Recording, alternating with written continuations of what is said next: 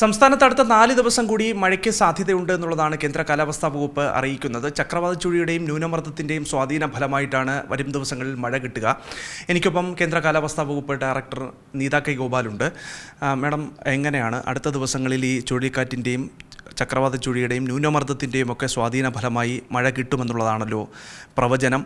എന്തൊക്കെ കാര്യങ്ങളാണ് ജനങ്ങൾ ശ്രദ്ധിക്കേണ്ടത്? ജാഗ്രത വരും ദിവസങ്ങളിലും വേണം എന്നുള്ളതാണോ IMD വ്യക്തമാക്കുന്നത്? അതെ, ഇപ്പോൾ നമുക്ക് നിലവിൽ ബംഗാൾ ഉൾക്കടലല്ല, സൗത്ത് ആൻഡമാൻ സീയും മലാക്ക കടലിടുക്കിനും അടുത്തായിട്ട് ഒരു ന്യൂനമർദ്ദം നിലനിൽക്കുന്നുണ്ട്. അത് 24-ാം തീയതിയോടു കൂടി ഡിപ്രഷനാകുകയും അതിനുശേഷം വീണ്ടും അത് ഇൻറ്റൻസിഫൈ ചെയ്ത് സൈക്ലോൺ ആകാനുള്ള ഒരു സാധ്യത ഇപ്പോൾ നിലവിൽ കാണുന്നുണ്ട്. പിന്നീട് കൊമോറിൻ കടലിൽ, അതായത് നമ്മുടെ തമിഴ്നാടിനും ശ്രീലങ്കയ്ക്കും ഇടയ്ക്കായിട്ട് കന്യാകുമാരിക്ക് തെക്കായിട്ട് ഒരു അന്തരീക്ഷ ചുഴി നിലനിൽക്കുന്നുണ്ട്. അപ്പോൾ ഈ അന്തരീക്ഷ ചുഴി കൊണ്ടാണ് നമ്മൾക്ക് ഇപ്പോൾ മഴ കിട്ടുന്നത്. തമിഴ്നാട്ടിലും കേരളത്തിലും വളരെ വ്യാപകമായിട്ട് കനത്ത മഴ പെയ്യുന്നുണ്ട്. ഈ ഒരു അന്തരീക്ഷ ചുഴിയാണ് കേരളത്തിൻ്റെ കാലാവസ്ഥയെ സ്വാധീനിക്കാൻ പോകുന്നത്. അതായത് വരും ദിവസങ്ങളിലുള്ള മഴയുടെ സ്വാധീനം ഈ ഒരു ചുഴി കൊണ്ടാണ്. അത് എത്രമാത്രം ഇൻറ്റൻസിഫൈ ചെയ്യുന്നു, അത് എങ്ങോട്ടേക്ക് മൂവ് ചെയ്യുന്നു, അത് പടിഞ്ഞാറേക്ക് മൂവ് ചെയ്യുകയാണെങ്കിൽ നീങ്ങുകയാണെങ്കിൽ വീണ്ടും കേരളത്തിലേക്ക് മഴ കൂടുതൽ ഉണ്ടാകാനുള്ളൊരു സാഹചര്യമുണ്ട്. അപ്പോൾ ഇതിൻ്റെ പൊസിഷൻ അങ്ങനെ ഈ കന്യാകുമാരിക്ക് തെക്കായതുകൊണ്ടാണ് തെക്കൻ ജില്ലകളിലേക്കാണ്, മധ്യ കേരളത്തിലും തെക്കൻ ജില്ലകളിലുമായിട്ടായിരിക്കും മഴ കൂടുതലുണ്ടാവുക.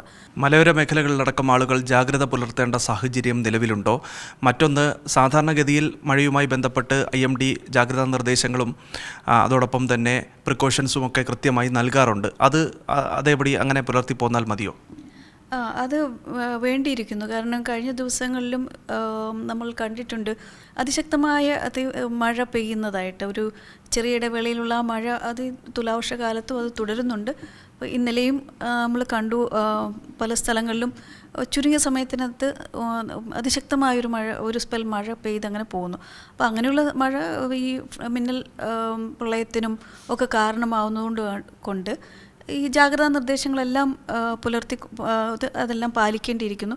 പിന്നെ ഈ തുടർച്ചയായ മഴയില്ല എന്നുള്ളതാണ് ഒരു സമാധാനമുള്ളത്. ഇന്നലെയൊക്കെ മിക്കവാറും ദിവസം മുഴുവനും കാർമേഘം നിറഞ്ഞ് തുടർച്ചയായ മഴയായിരുന്നു മിക്കവാറും മധ്യ കേരളത്തിലും തെക്കൻ കേരളത്തിലും. ഇന്നിപ്പോൾ രാവിലെ മുതൽ കുറച്ച് നേരം തെളിഞ്ഞു നിൽക്കുന്നുണ്ട്. അങ്ങിങ്ങായി മഴ പെയ്യുന്നുണ്ടെന്നേ ഉള്ളൂ. വൈകുന്നേരത്തോടു കൂടി വീണ്ടും മഴ ശക്തി പ്രാപിക്കും. ബംഗാൾ ഉൾക്കടലിന് സമീപത്തായി ഒരു ചുഴലിക്കാറ്റിന് സാധ്യതയുണ്ട് എന്നുള്ള അറിയിപ്പുകൾ വരുന്നുണ്ട്. അതോടൊപ്പം തന്നെ ആൻഡമാൻ കടലിൽ ഇത്തരത്തിൽ ഒരു ന്യൂനമർദ്ദവും രൂപപ്പെടാനുള്ള സാധ്യതയുണ്ട്. അപ്പോൾ ഇതിൻ്റെ സ്വാധീന ഫലം കൂടിയായിരിക്കുമോ ഇനിയിപ്പോൾ കിട്ടാൻ പോകുന്ന മഴ? മറ്റൊന്ന്, ഈ ക്ലൈമറ്റിലുണ്ടാകുന്ന കഴിഞ്ഞ കുറേ നാളുകളായിട്ടുള്ളൊരു ചേഞ്ച്, അതായത് ഒരു മാറ്റം, കാലാവസ്ഥാ വ്യതിയാനം, അതിൻ്റെ മാറ്റം, അതിനെങ്ങനെയാണ് കാണുന്നത്? ബംഗാൾ ഉൾക്കടലിലെ ഈ സൈക്ലോൺ ഉണ്ടാവുകയാണെങ്കിലും അത് എങ്ങോട്ടേക്ക് മൂവ് ചെയ്യുന്നു എന്നുള്ളതിനനുസരിച്ചിരിക്കും. ഇപ്പോൾ കൂടുതലായും വടക്കോട്ടേക്കാണ് അത് നീങ്ങുന്നത്. ഇപ്പോൾ കാരണം ബംഗാൾ ഉൾക്കടലിൻ്റെ ഏറ്റവും കിഴക്ക് ഭാഗത്താണ് ഇപ്പോൾ ആ സിസ്റ്റം നിലനിൽക്കുന്നത്. അത് വടക്ക് പടിഞ്ഞാറായിട്ടേക്കാണ് മൂവ് ചെയ്യുന്നതെങ്കിൽ പോലും കേരളത്തെ സംബന്ധിച്ചോളം വളരെ ദൂരെയാണ്. കുറച്ചുകൂടി പടിഞ്ഞാറോട്ടേക്ക് ചേർന്നിട്ടുള്ളൊരു ട്രാക്കാണ് അത് എടുക്കുന്നതെങ്കിൽ മാത്രമേ ഉള്ളൂ അതിൽ കേരളത്തിൽ മഴ കൂടാനുള്ളൊരു സാഹചര്യമുള്ളൂ. ഇല്ലെങ്കിൽ കേരളത്തിലേക്ക് വരേണ്ട എല്ലാ മഴയും അത് ആ ഒരു സിസ്റ്റത്തിലേക്ക് പോകുന്നുണ്ട്. നമുക്ക് മഴ കുറയാനുള്ളൊരു സാഹചര്യമായിരിക്കും വരും ആ സിസ്റ്റം ഇൻറ്റൻസിഫൈ ചെയ്യുമ്പോൾ. ഇപ്പോൾ അതുകൊണ്ടാണ് ഞാൻ പറഞ്ഞത്, നമ്മുടെ മഴയെ ഇപ്പോൾ സ്വാധീനിക്കുന്നത് ഈ കൊമോറിൻ ഏരിയയിലുള്ള ഈ ചക്രവാത ചുഴിയാണെന്ന് പറഞ്ഞു. അപ്പോൾ ആ ചക്രവാത ചുഴി നിലനിൽക്കുന്നിടത്തോളം കാലം കേരളത്തിന് ചുറ്റുമായിരിക്കും ഈ നീരാവി നിറഞ്ഞ കാറ്റിൻ്റെ ഒരു സഞ്ചാരം. നിലവിൽ കന്യാകുമാരി തീരത്തിന് സമീപം ഒരു ചക്രവാത ചുഴി കൂടിയുണ്ട്. മാത്രമല്ല, നേരത്തെ ഈ മോന്ത ചുഴലിക്കാറ്റും ശക്തി ചുഴലിക്കാറ്റും ഒക്കെ തന്നെയും ഉണ്ടായിട്ടുണ്ട്. അപ്പോൾ ഇത്തവണ അങ്ങനെ ഒരു ചുഴലിക്കാറ്റിൻ്റെ ഒരു ആവിർഭാവം വരികയാണെങ്കിൽ IMD ഇത്തരത്തിലൊരു പേരൊക്കെ കണ്ടുപിടിച്ചിട്ടുണ്ടോ? അത് IMD അല്ല, ആ പേരിടുന്ന IMDക്ക് അതിലൊരു റോളുണ്ടെന്നുള്ളത് സത്യമാണ്. ഇത് അറബിക്കടലിൻ്റെയും ബംഗാൾ ഉൾക്കടലിൻ്റെയും തീരം പങ്കിടുന്ന രാജ്യങ്ങളെല്ലാം കൂടി കുറച്ച് പേരുകൾ നിർദ്ദേശിക്കുന്നു.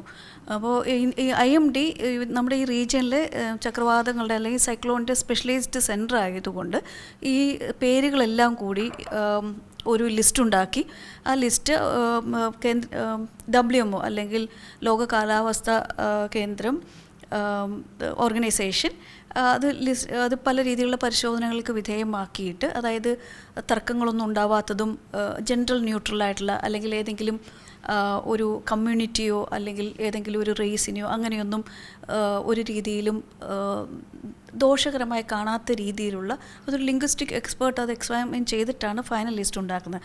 അപ്പോൾ ആ ലിസ്റ്റ് കമ്പൈലേഷൻ എല്ലാം IMD ആണ് ചെയ്യുന്നത്, ഫൈനലൈസ് ചെയ്യുന്നത് WMO ആണ്. അപ്പോൾ ആ ഫൈനൽ ലിസ്റ്റിൽ നിന്ന് ഇപ്പോൾ കഴിഞ്ഞ പ്രാവശ്യത്തെ മോന്ത ചുഴലിക്കാറ്റിൻ്റെ പേര് നിർദ്ദേശിച്ചത് തായ്ലൻഡ് ആയിരുന്നു. അപ്പോൾ ആൽഫബറ്റിക് ഓർഡറിലാണ് നമ്മൾ ഈ രാജ്യങ്ങളെ തിരഞ്ഞെടുക്കുന്നത്. അപ്പോൾ ഏറ്റവും ആദ്യം ആൽഫബറ്റിക്കലി വരുന്നത്. അപ്പോൾ മോന്ത ചുഴലിക്കാറ്റ് തായ്ലൻഡിൻ്റെ ആയിരുന്നു. അപ്പോൾ ടിക്ക് ശേഷം വരുന്ന UAE ആണ് അടുത്ത ഇപ്പോൾ നിർദ്ദേശിച്ച പേരായിരിക്കും അടുത്ത സൈക്ലോണിന് വരിക. മറ്റൊന്ന് ഫിഷർമെൻ വാണിയാണ്. കേരള ലക്ഷദ്വീപ് തീരങ്ങളിൽ മത്സ്യബന്ധനത്തിന് മത്സ്യത്തൊഴിലാളികൾ പോകാൻ പാടില്ല എന്നുള്ള നിർദ്ദേശമുണ്ട്. അപ്പോൾ അത് കൃത്യമായി മത്സ്യത്തൊഴിലാളികൾ പാലിക്കണമല്ലേ? ഇതുകൂടാതെ നമുക്ക് കിഴക്കൻ അറബിക്കടലിൽ ഒരു അന്തരീക്ഷ ചുഴി കൂടിയുണ്ട്. അപ്പോൾ ആ ചുഴി ലക്ഷദ്വീപിൻ്റെ പടിഞ്ഞാറ് ഭാഗത്തായിട്ടാണ് ഇപ്പോൾ നിലനിൽക്കുന്നത്. അപ്പോൾ അതിൻ്റെ ഫലമായിട്ടും ഈ അതിശക്തമായ മഴയും പിന്നെ കടൽ പ്രക്ഷുബ്ധമാകാനുള്ളൊരു സാഹചര്യമുണ്ട്. അപ്പോൾ അതുകൊണ്ടാണ് കേരളത്തിലെയും ലക്ഷദ്വീപിലെയും മത്സ്യബന്ധനത്തിന് 2 ദിവസത്തേക്ക് ഇന്നും നാളെയും വിലക്ക് ഏർപ്പെടുത്തിയിട്ടുണ്ട്. കർണാടക തീരത്ത്, കാരണം കർണാടകത്തിൽ ഇതിൻ്റെ യാതൊരു സ്വാധീനവും ഇല്ല. അപ്പോൾ അതുകൊണ്ട് കർണാടക തീരത്തിന് പ്രശ്നമില്ല. വാണിംഗ് കേരളത്തിലും ലക്ഷദ്വീപിലും മാത്രമേ കൊടുത്തുള്ളൂ. പിന്നെ ബാക്കി തമിഴ്നാട്, അതായത് കന്യാകുമാരിയുടെ തെക്കൻ ഭാഗത്തുമൊക്കെ അതിശക്തമായ മഴ പ്രതീക്ഷിക്കാം. ഉയർന്ന തിരമാലയ്ക്കുള്ള ജാഗ്രതാ നിർദ്ദേശവും അതോടൊപ്പം കള്ളക്കടൽ പ്രതിഭാസത്തിൻ്റെ ഒരു സാഹചര്യം ഈ തുലാവർഷക്കാലത്തെ മഴയ്ക്കുണ്ടോ?